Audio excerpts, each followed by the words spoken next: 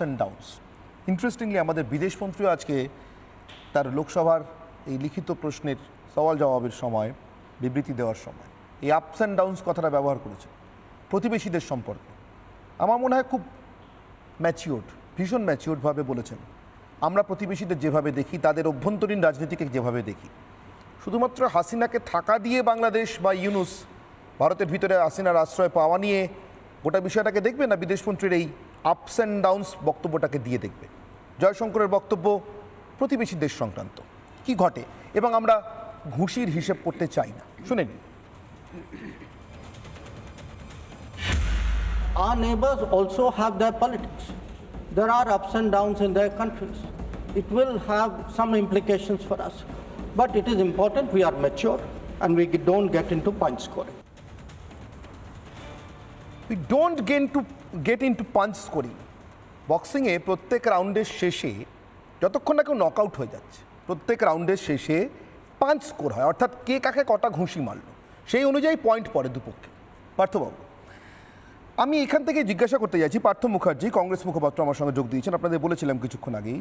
পার্থবাবু, একদিকে আমাদের বিদেশমন্ত্রী বলছেন আমরা পাঞ্চ স্কোরিং করতে চাই না, যেতে চাই না এই ঘুষোঘুষির হিসেবে, কে কটা মেরেছে, কে কটা মারলো, কে কটা মারতে পারে। আমরা প্রতিবেশী দেশের এই আপস অ্যান্ড ডাউনস লক্ষ্য করছি, তার কিছু প্রভাব হয়তো আমাদের দেশে পড়তে পারে, পড়েছে, কিন্তু আমরা সামনের দিকে তাকাতে চাই। প্রশ্ন এটাই যে ইউনুস সরকার সামনের দিকে তাকাতে চায় কি চায় না, না যদি চায় তাহলে প্রত্যেক দিন, যদি চায় তাহলে প্রত্যেক দিন তার দেশের ভিতর থেকে এখন ভয়ঙ্কর উগ্র ভারত বিরোধী জিগির শোনা যাচ্ছে কেন? এটা কি হিন্দু বিদ্বেষ, একই সঙ্গে ভয়ঙ্কর রকম হিন্দু নিপীড়ন, হত্যা, হিন্দু বিদ্বেষ থেকে এটা করছে, নাকি ভারত বিদ্বেষী বলে হিন্দুদের টার্গেট করছে? পার্থ, হ্যাঁ, আপনি প্রথমেই তো বক্সিংয়ের রেফারেন্সটা টানলেন। আসলে বক্সিংয়ে শুধুমাত্র ঘুষির সংখ্যা দিয়ে পয়েন্টটা বিচার হয় না, ঘুষিগুলো কোন জায়গায় পড়ছে, দে আর ল্যান্ডিং, ঠিক সেইটার ওপরে কিন্তু বিচার হয়। তো এখানেও ঠিক তেমনই, যে ঘুষি হচ্ছে ঠিক আছে, কিন্তু ঘুষিগুলোর উদ্দেশ্যটা কি, ঘুষিগুলো কোথায় পড়ার জন্য ঘুষিটা মারা হচ্ছে, সেটাও কিন্তু ইম্পর্টেন্ট। আপনি যেখানে এই যে প্রশ্নটা করলেন যে বিদ্বেষটা কোন জায়গায়, দেখুন, প্রথম কথা হচ্ছে যে বেশ কয়েকদিন ধরে, মানে বেশ কয়েক মাস ধরে, হয়তোবা মানে বছরেরও বেশি আমরা দেখতে পাচ্ছি যে একটা অ্যান্টি ইন্ডিয়া ফিলিংস একটা বাংলাদেশে একটা ভীষণভাবে রয়েছে। এবং মানে অদ্ভুত ব্যাপার, এটা হয়তো খুব হাস্যকর মনে হতে পারে, মানে সেই 2015 সালের বিশ্বকাপে সেই যে রোহিত শর্মার সেই যে কোমরের ওপরে বলটা গেছিল, সেটাও কিন্তু একটা বিদ্বেষের, যতগুলো লিস্ট করেন ওই বাংলাদেশের মানুষ কিন্তু ওই রোহিত শর্মার ওই বলটাকেও কিন্তু ওই বিদেশের লিস্টে নিয়ে আসে। ঠিক, মানে এটা আমার অভিজ্ঞতা। ঠিক, ভুল বলছেন না, একদম ঠিক, একদম।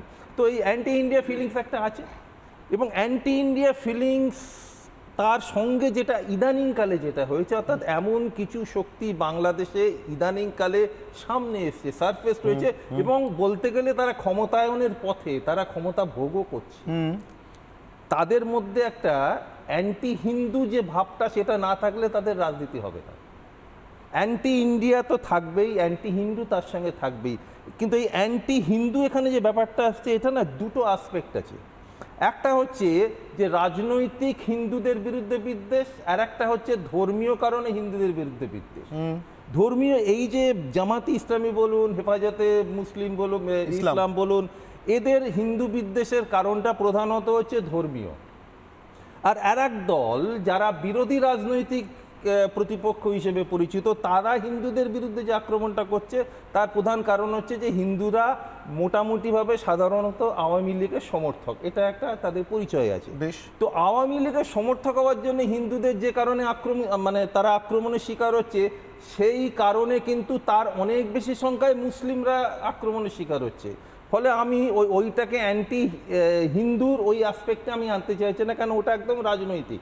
বেশ, ধর্মীয় কারণে যেটা হচ্ছে সেটা অবশ্যই অ্যান্টি ইন্ডিয়া এবং অ্যান্টি হিন্দু দুটো একটা জায়গায় না মিললে, একটা বিন্দুতে না এলে এই জিনিসটা হয় না। আসলে ঘটনাটা কী হয়েছে জানেন তো, বাংলাদেশের সৃষ্টির সময় থেকে আপনি চিন্তা করুন, মুজিবুর রহমান বাংলাদেশের মানুষকে স্বাধীনতার বীজমন্ত্র দিয়েছিলেন, কিন্তু মার্চ 1971 থেকে 16ই ডিসেম্বর 1971 মুজিব কোথায়? তিনি তো পাকিস্তানের জেলে। ভারতবর্ষের স্বাধীনতা এই বাংলাদেশের স্বাধীনতা আন্দোলনের সঙ্গে মুজিবুর রহমানের কোনো রকম কোনো প্রত্যক্ষ যোগ ছিল না সেই সময়। তিনি তখন পাকিস্তানের জেলেবন্দি, তিনি জানতেন না হয়তো যে যুদ্ধের কি পরিস্থিতি, যুদ্ধ আদৌ হচ্ছে কিনা। তাকে একটা কবর খুঁড়ে দেখানো হতো যে এই যে আমরা সমস্ত এই করে দিয়েছি, ভারতও আমাদের পদাতলে চলে এলো, এবার আপনাকে এখানে কবর দিয়ে দেবো। তিনি তো জানতেন যে তাকে সেখানে কবরই দিয়ে দেওয়া হবে। তো তিনি যখন মুক্তি পেলেন, তিনি বাংলাদেশে যখন ফিরলেন, ক্ষমতায় বসলেন, তিনি দেখলেন যে নজরুল ইসলাম, আসামো আব্দুর রব, তাজউদ্দিন আহমেদ, এদের মতো মানুষগুলো ঠিক তার মতোই প্রায় সম্মান পাচ্ছে। তিনি সেটা মেনে নিতে পারলেন না। তার একটা 10 ফিটের মূর্তি হলে তাজউদ্দিন আহমেদেরও একটা 8 ফিটের মূর্তি হবে, এটা তার পক্ষে মেনে নেওয়া শক্ত হতো। এটা কংগ্রেস বলছে? তিনি আওয়ামী লীগটাই ভেঙে দিলেন। আমি আপনাদের যে প্রশ্নটা করলেন আমি তার উত্তর আমি আমার খুব ইন্টারেস্টিং লাগছে নির্মলা বাবু, বিমল শঙ্কর বাবু, আপনারা শুনছেন নিশ্চয়ই। আমি বাংলাদেশের ঘটনাটা বলছি। তিনি করলেন কি, আওয়ামী লীগ ভেঙে দিলেন, তিনি বাকশাল গঠন করলেন, ওয়ান পার্টি রুল করলেন। অর্থাৎ সেই যে খণ্ডিত, উনি যেটা বললেন যে খণ্ডিত একটা রাজনৈতিক পরিচয় নিয়ে বাংলাদেশ, তার আবার যে গণতান্ত্রিক চেতনা, সেখানেও একটা খণ্ডিতকরণ এলো। এবং স্বাভাবিক এইসব দেশগুলো যখনই গণতন্ত্র খণ্ডিত আকার নেবে, সেই খণ্ডিত সেই অংশটার মধ্যে কিন্তু ধর্ম বিদ্বেষ ক্রমে ক্রমে ঢুকবে। আমি এই কিউটা মনে রাখলাম, আমি এই কিউটাতে এখনই যাচ্ছি না, তার কারণ এখানেও একটা খুব ইম্পর্টেন্ট, খুব গুরুত্বপূর্ণ বক্তব্য আজকে এস জয়শঙ্করের আছে। নানা ধরনের কন্টেন্ট দেখার জন্য লাইক করুন, শেয়ার করুন আমাদের ফেসবুক পেজ, সাবস্ক্রাইব করুন আমাদের ইউটিউব চ্যানেল। পাশাপাশি অন্যান্য ব্রেকিং নিউজের জন্য অবশ্যই চোখ রাখুন রিপাবলিক বাংলায়।